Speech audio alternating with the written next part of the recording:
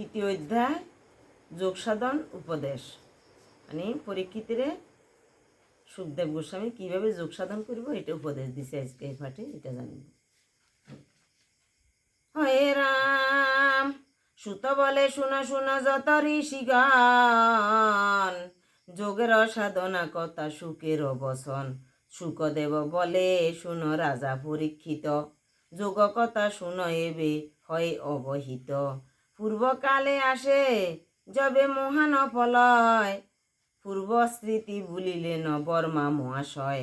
অনন্তর এই রূপ ধারণার বলে, শ্রীহরিরে তুষ্ট তিনি করেন কৌশলে। শ্রীহরিরে তুষ্ট করি তাহার কৃপায়, পূর্ব স্মৃতি মনে তার জাগে পুনরায়। অনন্তর প্রজাপতি স্থির করি মন, আমোঘ দৃষ্টিতে পূর্ণ করিলা সৃজন।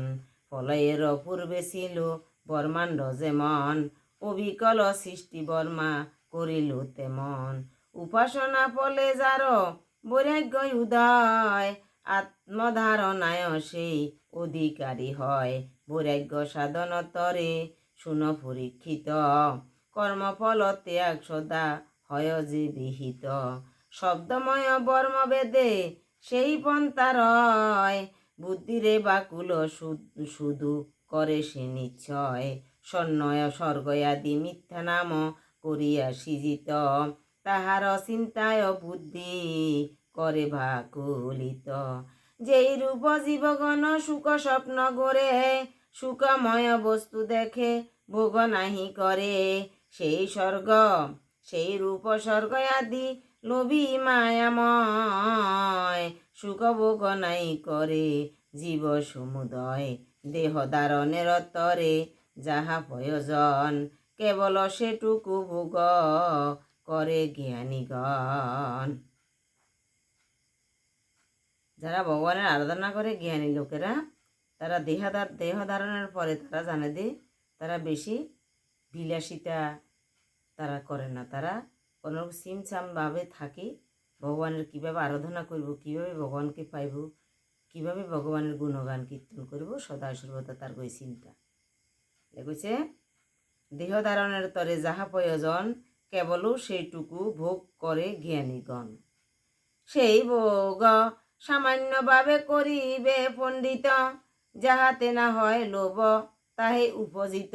মানে এমনভাবে তারা চলাফেরা করব জ্ঞানী লোকেরা, যাতে তার কোনো কিছুর প্রতি যাতে লোভ নাই। অতিরিক্ত সাজগোজ খাওয়া দাওয়া যে সময় যাহা খাইব ভগবান কাছে সন্তুষ্ট থাকে, যাহা পরে তারা সন্তুষ্ট থাকে, তারা বেশি লোভের মধ্যে জড়িত হয় না জ্ঞানী ব্যক্তিরা। এটা সুখদেবে পরীক্ষিতের বুঝাইতে আছে। তাহাও অনিত্য ভাবি তেজিবে সংসার, আসক্ত তাহাতে কবু নাহি হবে আর। অনিত্য ভোগের লাগি কেন পরিশ্রম, অনিত্য সংসার লাগি কেন বা নিয়ম। সংসারে আসিয়া যেই মজিল মায়ায়, বৃথা তার নর জন্ম ক্ষয় হয়ে যায়। যাহা নিজ প্রয়োজন দিয়াছেন হরি, সেই হরি না জানিয়া বৃথা ভ্রমে মরি। থাকিতে প্রকৃতি প্রকৃত শয্যা, এই ধরায় আসন, কৃত্রিম বস্তুতে কেন করিবে শয়ন। বাহু তব উপাদান থাকিতে এমন, শিরোধান লও তবে কিসের কারণ। থাকিতে অঞ্জলি নিজ অন্য পাত্রে আস, কেন মনে জাগে তব হেনয় অভিলাষ। দিক বস্ত্র রইয়াছে আচ্ছাদে শরীর, কার পাশে কি প্রয়োজন বাবহ সুধীর। যদি লজ্জা থাকে তব পরহ কফিন, কত শির পথে পাবে বাবহ পবিন। গ্রামে বনে কত বৃক্ষ কত তাহে ফল, কত বা সরসী নদী কত তাহে জল। ক্ষুধা তৃষ্ণা নাশ তব হবে অনায়াসে, কেন ব্রহ্মপথে বতী মিথ্যা কোন আসে। কোটি কোটি গিরি গুহা রহে বিদ্যমান, যত চাও কর তাহে নিজ বাসস্থান। শ্রীহরি যখন ভক্তি করেন রক্ষণ, কেন তবে ধনীদের কর উপাসন।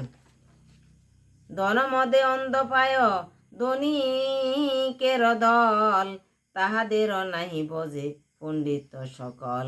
শ্রীহরি আপনি সিদ্ধ মনে আপনার, আত্মা তিনি অতএব প্রিয় সবাকার।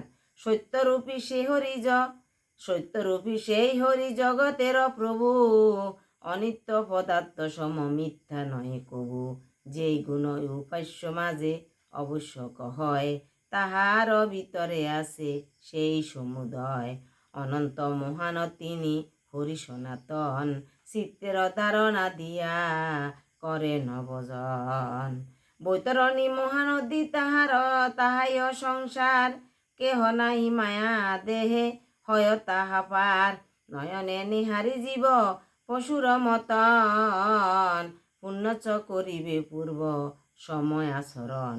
হরির ধারণা যোগ্য থাকিতে অন্তর, বিতা চিন্তা করি কেন হইতেছ কাতর। বিতা চিন্তা ত্যাগ কর পূর্ব উপদেশে, করহ হরির ধ্যান আমার আদেশে। সুবোধ রচিল গীত হরি কথা সার, বাবহ সংসার বাসী যদি চাও পার।